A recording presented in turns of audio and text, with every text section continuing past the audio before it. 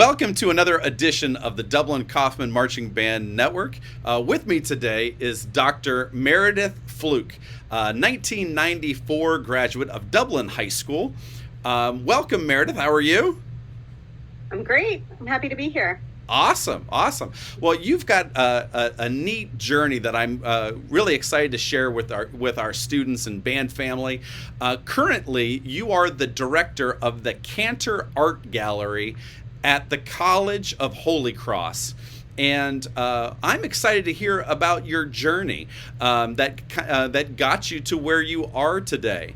And so I think I'll share with everybody, you were a drum major, a 2-year drum major at our high school. But you also were an oboist and concert band and in our percussion section. So you've kind of, in our program, we're going to take you back a little bit here as we talk. But why don't we start with your college journey? Talk to me a little bit about where you went to school and what kind of things allowed you to now be the director at a wonderful art gallery here in Worcester, Massachusetts. Great. Yeah. So I graduated, did we say this, in 1994. I went to the University of Chicago. And when I went, I was had full intentions of doing science, of doing hard science and being a physics major. But I think secretly I didn't want to be a science major because I chose Chicago for its rather intensive core program. So there are several years of core classes that you have to take as an undergraduate at the University of Chicago. And so very quickly I realized that really what I wanted to do was more humanities based. And I always tell people the story where I was forced to write a paper about a sculpture on campus, and I chose one that represented the first nuclear reaction, which happened, on what is now the campus of the University of Chicago. So I was going to write a physics paper for an art history class that I had to take, and then I realized that I really liked writing about sculpture, and so I started taking more and more classes in anthropology and art history.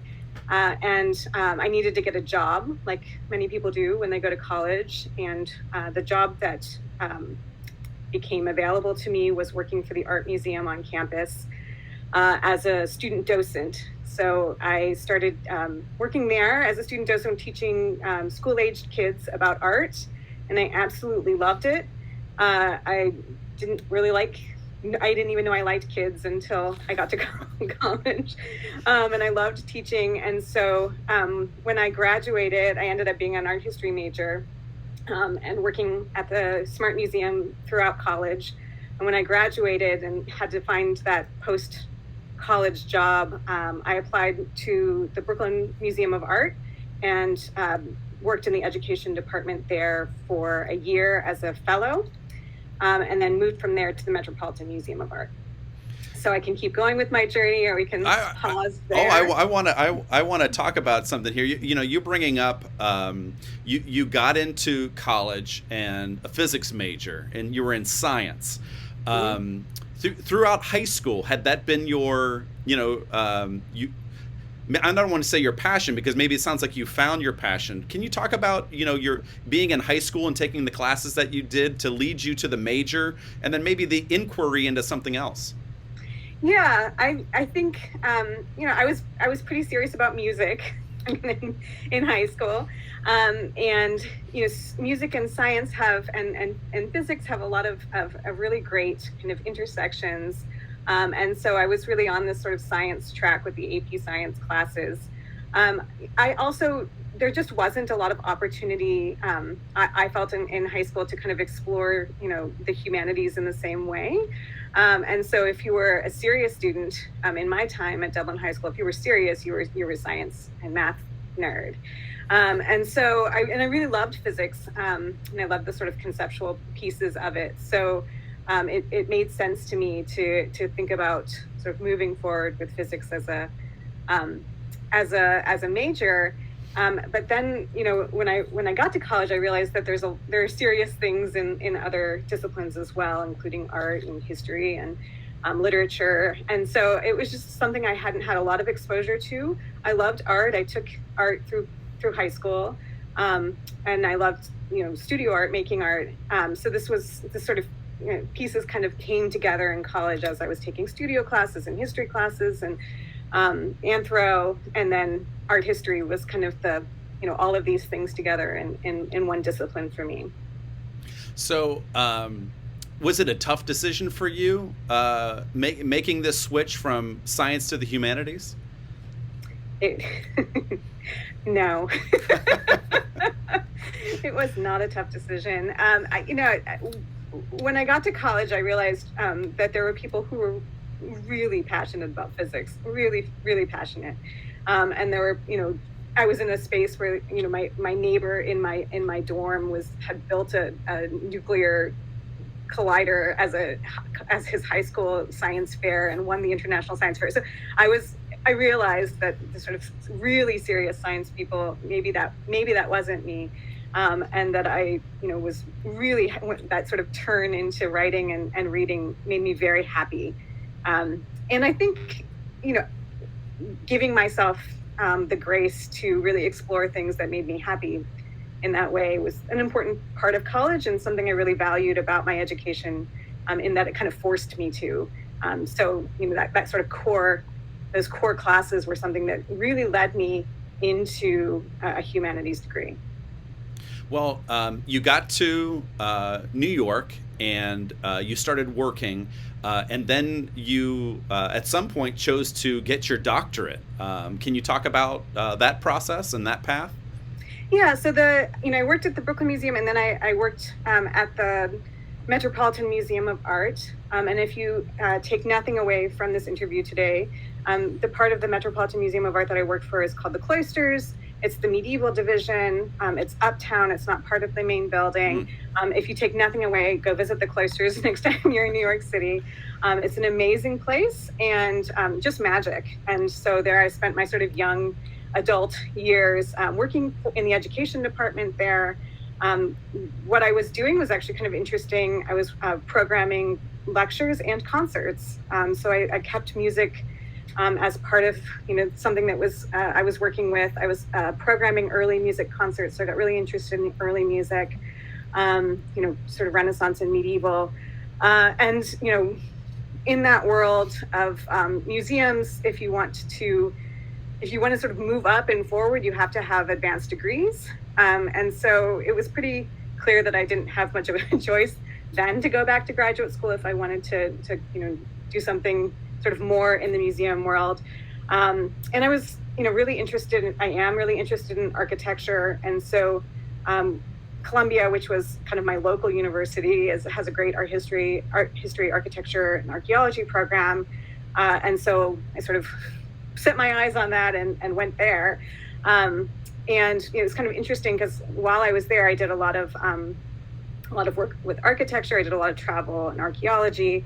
But my degree was actually written across music and art history because I worked with a musicologist to do a historical musicology piece to my dissertation on architecture. So, I sort of I always keep music as something that I'm thinking about. Performance and architecture was sort of the key to my dissertation.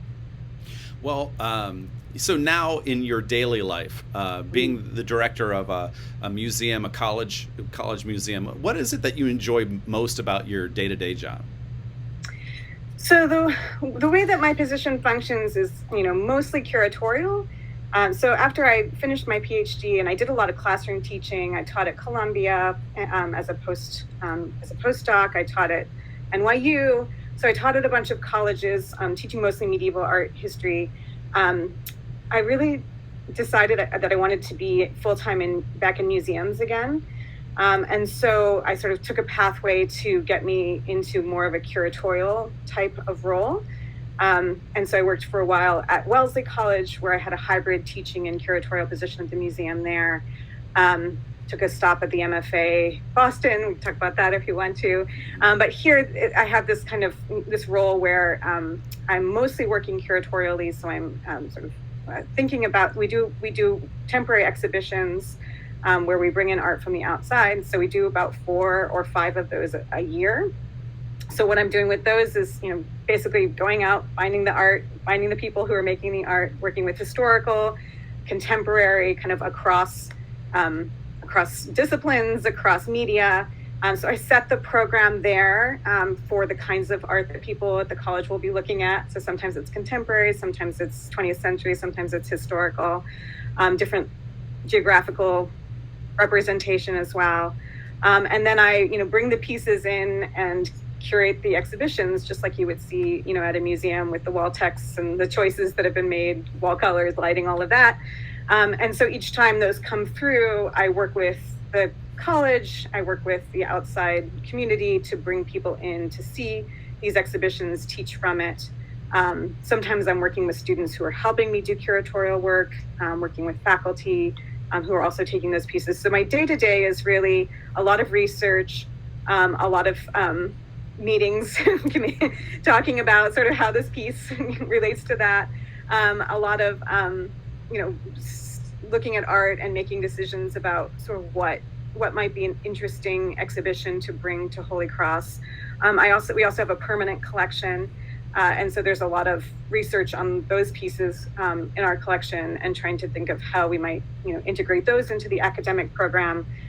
So each day has pieces of research, pieces of teaching, pieces of meetings, a lot of, advisor work for students here. All different kinds of things make up kind of what my role is here.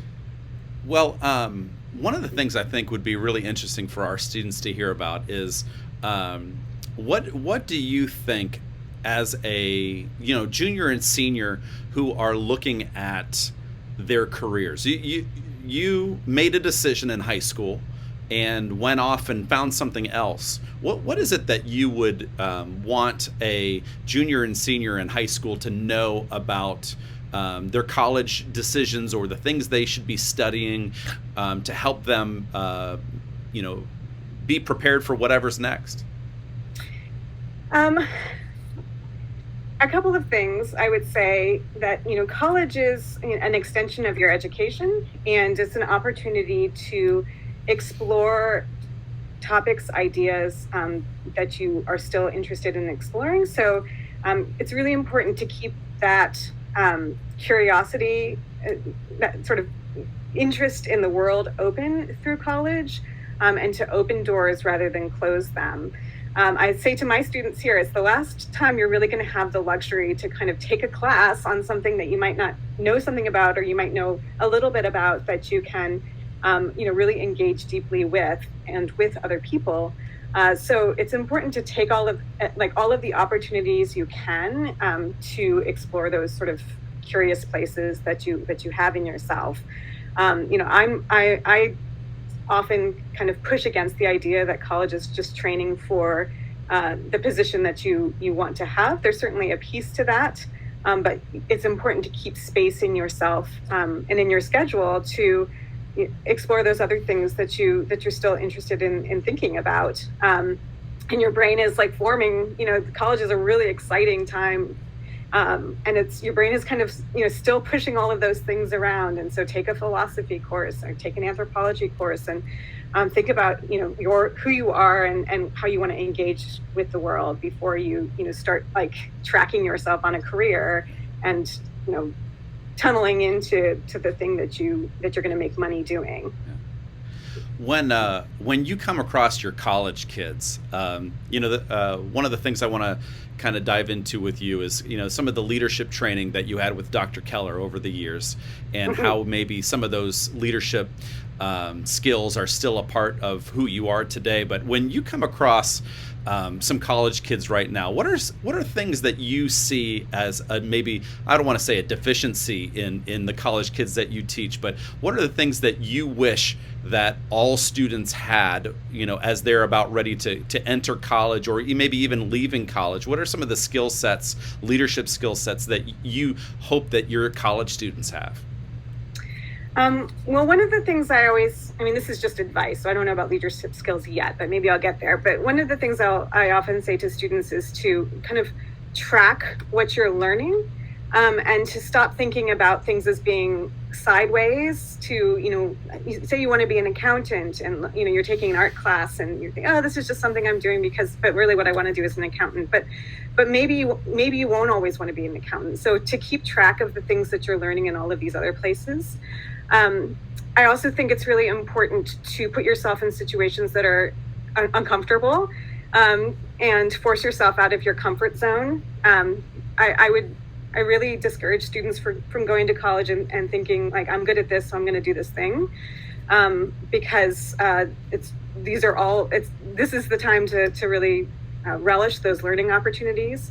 You should always strive to be maybe not the most talented or not the smartest person in the room, and you should think about what you're learning from these people who are brilliant around you. I think, my experience at college, and I think a lot of people have this experience, is that you look around and you're like, these people are really smart, and they're so talented, and open yourself up to the possibility that other people have something to teach you, and you should always. I mean, that's something that you should carry into your adult life. Is I've really taken that. I've always taken that tact, which is don't always be the smartest person in the room.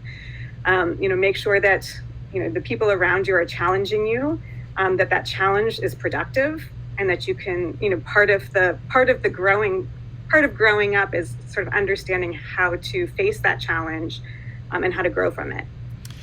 From being a drum major, and you didn't necessarily have a squad that was something that you were responsible for. However, you had your own growing up in learning about leadership. Is there anything that you take from those 2 years of being a drum major where you were asked to be one of the leaders of the band that still sticks with you today? Well, I think it holds true. It was terrifying. I was playing the cymbals, right, and just sort of clapping away back there on the cymbals, and it was hard to make a really drastic mistake, because you're with a group of people, and somebody can. I mean, you could make a really drastic mistake with the cymbals, but it's hard to do if you're paying attention. So you would be there with a group of people, kind of with your team, supported by them, and to come out of that sort of in front of the band and be controlling tempos and trying to get people to move together and work together. That was again, like it was a hard jump for me, but I really appreciated sort of forcing myself into that position. Something I really always admired about the way that Dr. Keller would work is that he always, the word excellence was always like, he always had a very clear vision for what it meant to be excellent, right? And I look back at that time and I think, I had so much fun. But part of the reason we all had so much fun was because we were excellent, right? And part of that was that he had a very clear understanding of how to make that happen. And that was always his leadership. We always trusted his leadership, right? There was never a question that Dr. Keller didn't know how to make us good. And that if we followed his direction, we would do that, we would be good. And part of it was that he never pretended to be doing something else, right? Like, he was never a friend. He was never a father figure. He was always a band director who presented very clearly to you how to succeed. And that success really was dependent on hard work, right? He didn't sort of dally in talent. I mean, there were a lot of talented people in the room, but it was always about working hard to get to the success and to do it together, right? He had his eyes on every single person in that band. He knew exactly who was doing what at any point in time, right? And he understood exactly how he had to push all of us in order to get us to that point where we would succeed, and knew that if we succeeded, we would have pride to keep working the way that we want to work, that he wanted us to work to get to that place every single time. And so that was something I really took from him, is like, don't mess around with all of this other stuff. Like, have the vision, be the leader, lay it out for everyone, the clarity of that vision, is important. And then, the fun comes because you're having a great time because you're so good, right? So it's, finding ways to create pride. He never told us we had to have, pride. We just did because we knew that we were excellent because we were working hard at it.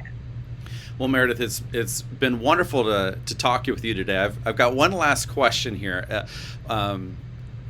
I don't want to use the word anxiety put words in the mouth of our students today, but definitely our kids are maybe face more of that. Whether maybe it's the difference in technology today or social media today, but our kids are dealing with things that are maybe different than when you and I in high school. Sure. What would you say to the younger Meredith? Now we have Dr. Meredith Fluke. What would the older Meredith say to the younger Meredith about the journey that some of these students are about to embark on? What words of wisdom would you give yourself if you could kind of go back in time? I would say to really focus on the things that you enjoy and love doing, to always keep a seriousness of purpose to them, to work hard at them, whether you feel like you're doing this and that or compared to other people. That's all noise. All of that is noise. And it's noise that I wish that I had never, ever listened to. The idea that I would care about how other people perceive this or that. You have something that you want to do and that you love. Then you do those things and you work hard at it and you ignore all of the rest. And again, like that's something that, always occurs to me is like, strive for excellence, work hard at it. And the fun comes sort of in that work. So I think it's really hard to, it's, that the age between sort of high school to college to your first years of work, they're difficult to feel like you understand how you're going to get where you want to get or where you're going. And you have to just follow that North Star that you're doing what you want to do, that you love doing what you are doing, and that those pieces fall into place because they don't have any choice. You don't have any choice. They have to fall into place. And eventually you will have to get a job and those pieces will be there for you. So always paying attention to the skills that you're picking up in various places, the people that you're meeting, thank you notes, thank you letters, always thanking your mentors, keeping in touch with your mentors and telling them what you're up to. You never know when people are going to have an effect on you and are going to affect some piece of your life. You never know when, Mr. Bradstreet's going to come back to you and remember you as a really great student because he enjoyed working with you in the band, the joy that you had playing your instrument, and you said thank you to him. So to keep your doors open, to keep your vistas open, and to enjoy working hard at the things you love. Well, Meredith, I want to thank you for joining us today. One, it's been great to reconnect with you, but two, what you're sharing, it's just excellent words for our kids. And I appreciate your time. Thanks so much for joining us today. Thank you for having me. I'm really happy to be here.